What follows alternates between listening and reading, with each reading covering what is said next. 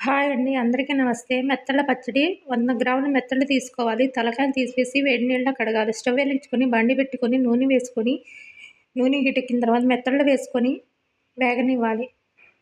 మెత్తళ్ళు బాగా వేగిన తర్వాత ఒక ప్లేట్‌లో తీసుకోవాలి. అవి చల్లారిన తర్వాత ఒక గిన్నెలో వేసుకొని 2 స్పూన్లు కారము, చిన్న స్పూను పసుపు, సరిపడినంత ఉప్పు, నిమ్మరసము, చిన్న స్పూన్ గరం మసాలా వేసుకొని కలుపుకోవాలి. స్టవ్ వెలిగించుకొని బాండీ పెట్టుకొని నూనె హీటెక్కిన తర్వాత ఒక స్పూన్ అల్లం వెల్లుల్లి పేస్ట్ వేసుకొని, వెల్లుల్లి రెబ్బలు, కొత్తిమీర వేసుకొని వేగనివ్వాలి. స్టవ్ ఆఫ్ చేసుకొని మెత్తళ్ళు వేసుకొని కలుపుకోవాలి.